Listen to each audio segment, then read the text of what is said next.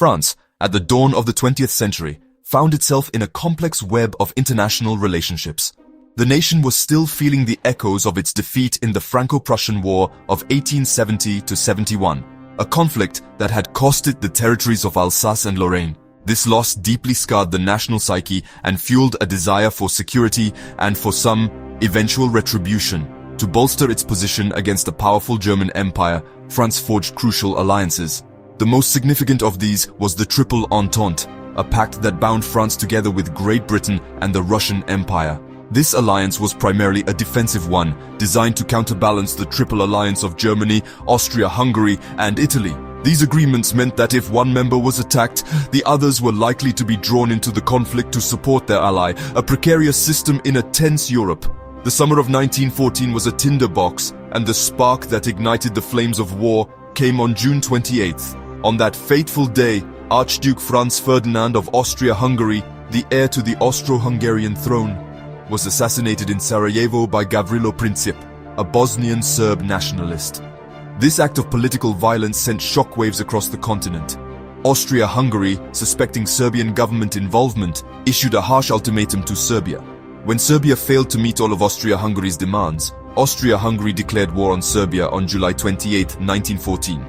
This declaration set off a chain reaction, a domino effect dictated by the intricate system of alliances that European powers had painstakingly constructed over the preceding decades. A system designed for peace, but ultimately leading to widespread war. Russia, bound by treaty and pan-Slavic sentiment to protect Serbia, began to mobilize its vast army.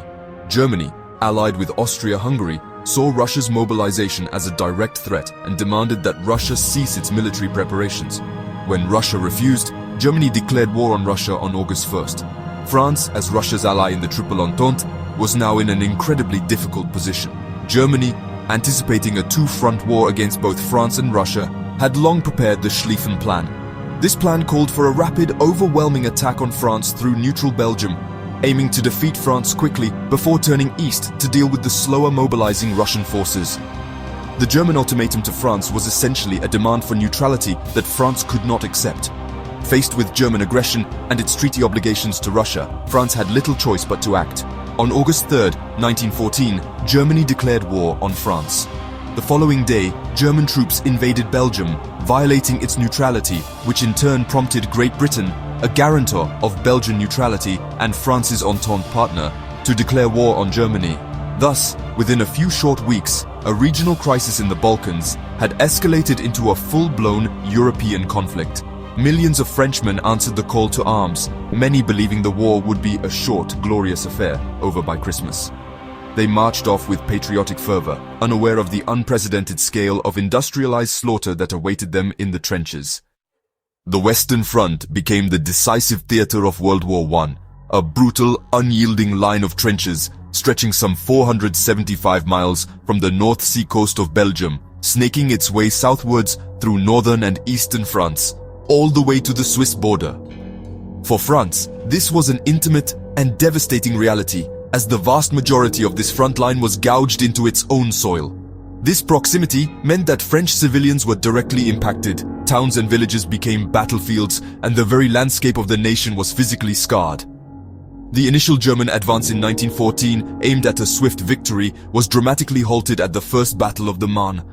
This crucial French and British victory saved Paris, but led to the race to the sea, where both sides tried to outflank each other, eventually resulting in the static trench warfare that would characterize the Western Front for nearly 4 long years. This trench system was an elaborate network of defensive fortifications. It wasn't just one line, but multiple lines of trenches, connected by communication trenches and protected by vast fields of barbed wire, machine gun nests, and heavy artillery. Life in these trenches was appalling. Soldiers endured constant shelling, the threat of sniper fire, gas attacks, and the horrors of going over the top into no man's land, a desolate, cratered landscape between the opposing lines. Disease was rampant, with conditions like trench foot, caused by prolonged exposure to damp and cold, afflicting many. The sheer scale of industrial warfare, with its relentless artillery bombardments and the deadly efficiency of machine guns, made offensive operations incredibly costly in human lives, leading to a prolonged stalemate where gains were measured in yards, not miles. The strategic importance of the Western Front cannot be overstated. It was here that the main bulk of the German army was engaged against the main forces of France and the British Empire, later joined by the Americans. A breakthrough on this front, by either side, could potentially lead to a swift end to the war. For France, holding the line was a matter of national survival. The industrial heartlands of northeastern France were either occupied by Germany or lay directly behind the front lines, making their defense and eventual liberation a primary war aim. The psychological impact of this continuous, bloody struggle on French soil was profound, shaping the nation's resolve and its perception of the conflict as a fight for its very existence against an invader. The nature of warfare on the Western Front was attritional. Commanders on both sides often resorted to massive frontal assaults, believing that sheer weight of numbers and firepower could achieve a breakthrough. These tactics resulted in horrific casualty figures for minimal territorial gain. The landscape itself became a weapon, with mining operations conducted to plant huge explosive charges under enemy positions. The constant stress, the ever-present danger, and the sight of unimaginable carnage took a heavy toll on the soldiers' mental and physical health. The Western Front was, in essence, a giant meat grinder, consuming men and material at an unprecedented rate, a grim testament to the destructive power of modern industrialized warfare fought across the fields of France. The Battle of Verdun, fought from February to December 1916, stands as one of the longest and most brutal battles in human history. It took place around the ancient fortress city of Verdun-sur-Meuse in northeastern France. The German Chief of Staff, Erich von Falkenhayn, initiated the offensive with the explicit aim of bleeding France white. He believed that by attacking a point of immense significance to the French, he could force them into a battle of attrition that they could not win. The German forces, under Crown Prince Wilhelm, unleashed a massive artillery bombardment, unlike anything seen before, hoping to shatter French morale and defenses before their infantry advanced. The French Second Army, initially caught off guard, rallied under the determined leadership of General Philippe Pétain. Pétain's famous order of the day, "On ne passe pas, they shall not pass," became the rallying cry for the French defenders and a symbol of their unyielding resistance. He organized a vital supply route known as La Voie Sacrée, the Sacred Way, a single road into Verdun along which thousands of trucks ferried men and munitions day and night, keeping the French forces supplied. The fighting was unimaginably horrific, taking place in a lunar landscape of shell craters, destroyed forts like Dormont and Vaux, and waterlogged trenches. Soldiers fought hand-to-hand in forests reduced to splinters amidst constant artillery fire and poison gas attacks. The battle became a desperate struggle for every yard of ground, a symbol of French determination to hold firm against overwhelming odds. The cost of Verdun was staggering.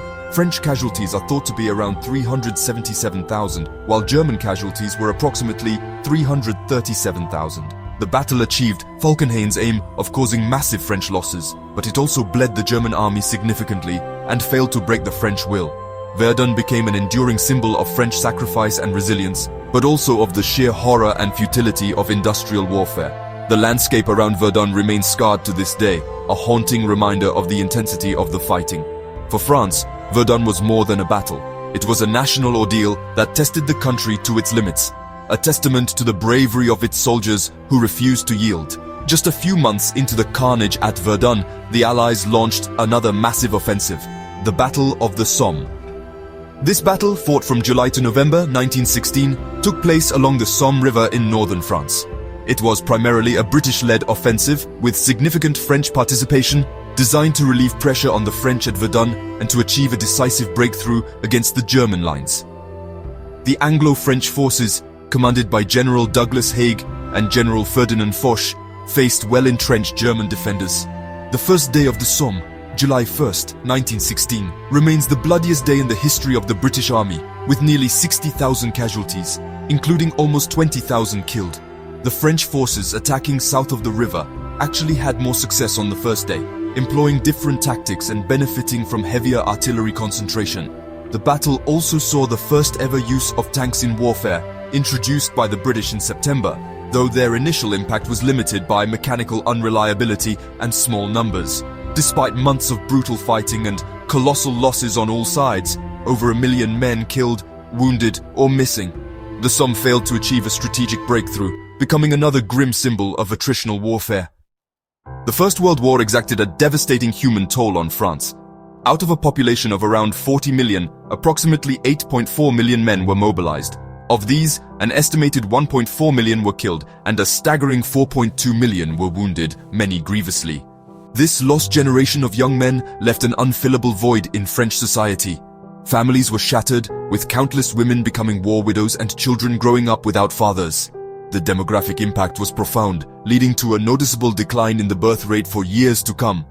Beyond the battlefield casualties, civilian populations also suffered, particularly in the occupied northern regions and those living near the front lines, enduring bombardment, displacement, and hardship. The sheer scale of loss touched nearly every community in France, leaving an indelible mark on the national consciousness. Beyond the human cost, the physical destruction across northern and eastern France was immense. Entire towns and villages were wiped off the map, reduced to rubble by relentless artillery barrages. Agricultural land, once fertile, was churned into a nightmarish landscape of craters, unexploded ordnance, and barbed wire, rendering it unusable for years. Vital infrastructure, including roads, railways, bridges, and factories, was systematically destroyed. The Zone Rouge, or Red Zone, was a vast area deemed too dangerous for civilian habitation or agriculture due to the sheer quantity of unexploded shells, human remains, and poisoned soil. Rebuilding these devastated regions was a monumental task that would take decades, a constant, visible reminder of the war's destructive fury long after the fighting had stopped. The psychological and cultural impact of the war on France was equally profound. The initial patriotic fervor gave way to a deep sense of disillusionment, grief, and a pervasive war weariness. The unprecedented brutality and scale of the slaughter challenged traditional notions of heroism and glory. This trauma permeated French culture, influencing literature, art, and philosophy.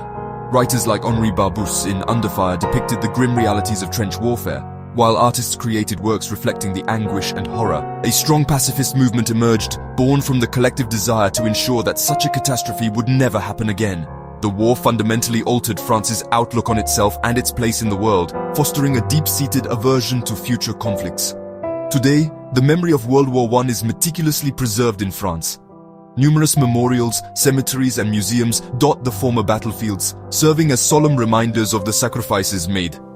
Places like the Verdun Memorial Museum, the Douaumont Ossuary, which contains the remains of unidentified soldiers, and the Thiepval Memorial to the Missing of the Somme attract visitors from around the world. These sites are not just historical landmarks, they are places of remembrance, reflection, and education. They ensure that the experiences of those who fought and died, the bravery they displayed, and the immense suffering they endured are not forgotten. For France, these memorials are a sacred trust, a way to honor the fallen and to convey the enduring message of never again to future generations.